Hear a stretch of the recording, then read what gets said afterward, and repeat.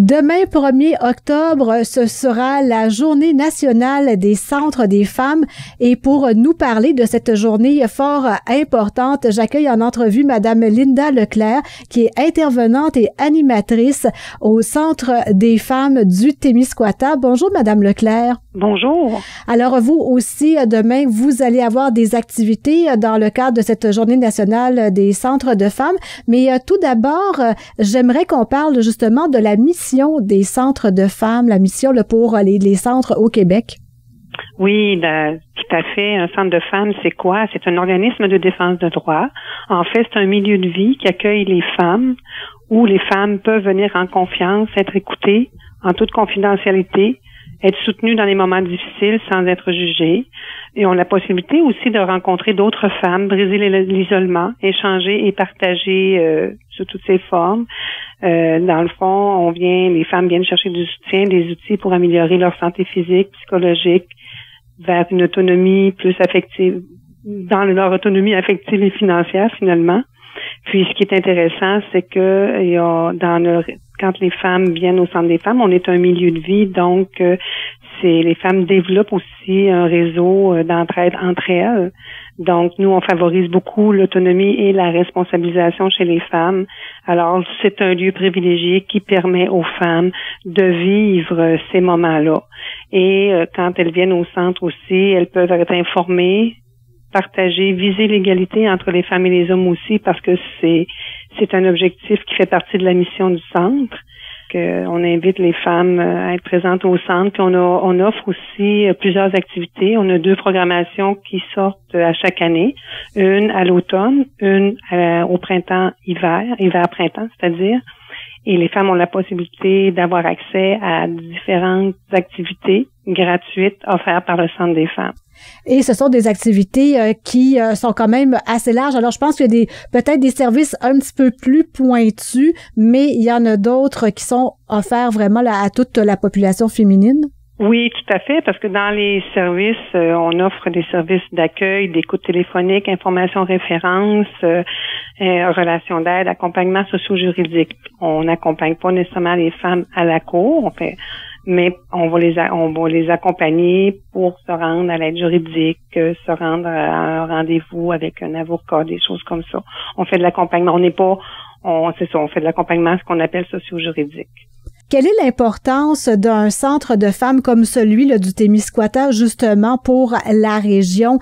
Si, je sais pas, moi, le centre des femmes venait à disparaître, qu'est-ce qui manquerait à ce moment-là? Je pense qu'il manquerait un gros morceau parce que, dans le fond, nous, on travaille beaucoup en éducation populaire, on travaille beaucoup en action collective aussi dans le but de sensibiliser les femmes à tout ce qui les touche. Par exemple, quand on parle de mobilisation au niveau de l'austérité, la taxation, on met beaucoup de services en place pour améliorer les conditions de vie des femmes.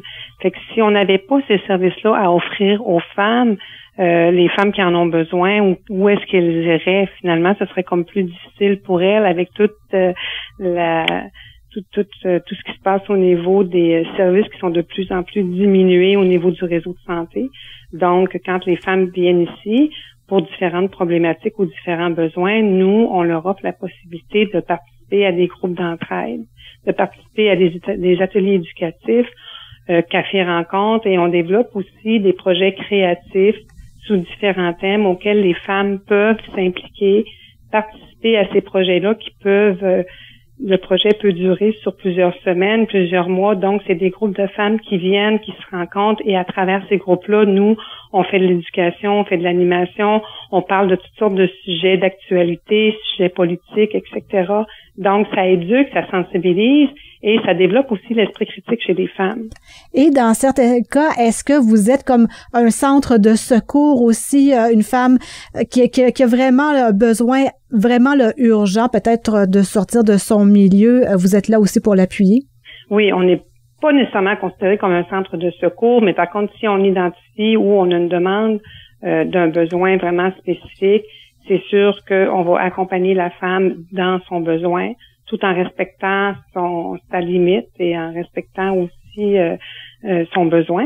Et ce qu'on fait, c'est, disons qu'on a des femmes qui vivent des problématiques au niveau de la violence. Nous, on intervient aussi au niveau de la violence.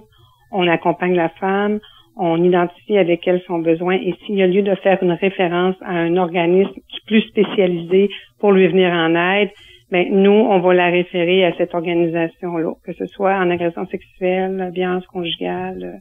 On est réseauté avec les organismes du milieu. Ce sont des partenaires avec lesquels on travaille.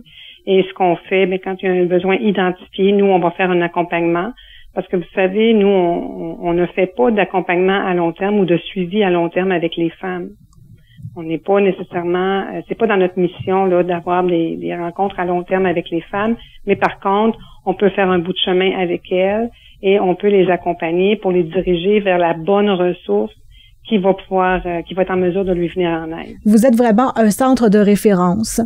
On n'est pas nécessairement un centre de référence, mais dans les services qu'on offre, on fait de la référence.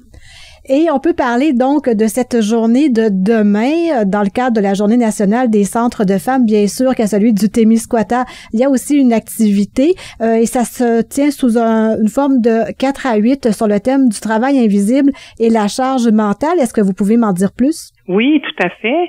En fait, à chaque premier mardi du mois d'octobre, on a toujours une activité Journée nationale Centre des femmes. Donc, on a une porte ouverte et visite libre du centre qui va se faire à partir de 13h le mardi 1er octobre. Et le thème qui a été choisi par notre regroupement cette année, c'est travail invisible et charge mentale, parce qu'on sait que majoritairement, ça touche les femmes. Et quand on parle de charge mentale, on parle de toute la planification, la gestion, la répartition des tâches pour que tout se fasse à la maison, en fait.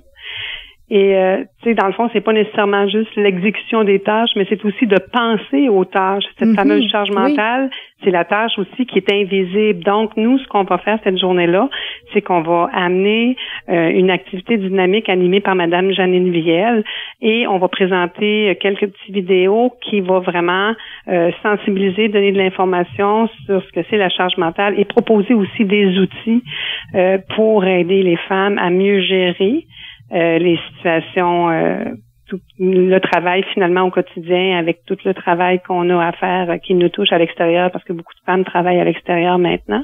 Puis nous, il y a quelques années, en 2003, on a fait un outil conciliation famille-travail, implication sociale, études. C'est une analyse qu'on a fait dans le Témiscouata. Et on a participé, il y a des partenaires, des organisations du milieu qui ont participé à la création de cet outil-là. Et dans l'outil, on propose aux femmes une grille de tâches domestiques qui leur démontre quand les femmes font la grille, remplissent la grille, finalement, ils peuvent se rendre compte de toute la responsabilité qu'elles ont et la charge mentale que ça peut leur amener aussi. Donc, à cette journée-là, au 1er octobre, dans l'activité qui va être animée par Madame Janine Viel, on va toucher à cette grille-là. Il va y avoir une activité interactive pour davantage sensibiliser les femmes. Puis les vidéos, on a des vidéos intéressantes qui ont été faites par notre regroupement qui expliquent bien qu'est-ce que c'est la charge mentale, le travail invisible aussi, le travail qui n'est pas officiellement reconnu et rémunéré. Donc, on va aller aussi voir vraiment à partir du travail invisible la charge mentale qui peut en découler, le stress qui peut en découler, jusqu'à en venir à des situations problématiques d'anxiété à force de penser puis d'alourdir tout ce qu'on a à gérer finalement au niveau des tâches domestiques, le travail, etc., les enfants, l'épicerie, etc. Je pourrais en nommer, là, je pourrais en avoir une liste très longue. Mais finalement, si vous venez en tout cas, on vous invite à venir à cette rencontre-là, ça va être quand même très dynamique. Il va y avoir un lunch qui va être servi sur place aussi.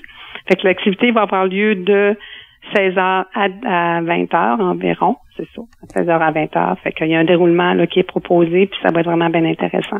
Et on peut aussi rappeler qu'il y a une porte ouverte à compter de 13h pour une visite libre. Et on peut peut-être rappeler l'adresse du Centre des femmes du Témiscouata? Oui, on est au 233-2 rue commerciale Saint-Louis-du-Har. En fait, c'est très facile à trouver. Nos locaux sont au presbytère, la maison du partage, à Saint-Louis-du-Har. On est au 2e étage. Et peut-être rappeler le numéro de téléphone aussi pour les gens qui auraient besoin d'informations supplémentaires? Oui, c'est à l'indicatif 88 854 2399. Puis d'ailleurs, on a une programmation d'activité là qui est déjà partie on rejoint au-delà de 600 femmes. Avec notre programmation d'activité, puis dans la programmation d'activité, vous allez retrouver vraiment toutes les coordonnées. Puis on a aussi une page Facebook qui est mise à jour régulièrement par une travailleuse ici du centre. Donc, sur notre page Facebook, vous pouvez tout retrouver les invitations, les renseignements, les activités, les services qui sont proposés par le Centre des femmes. C'est donc une invitation demain à aller vous rencontrer. Linda Leclerc, intervenante et animatrice au Centre des femmes du Témiscouata. Merci beaucoup. Merci à vous.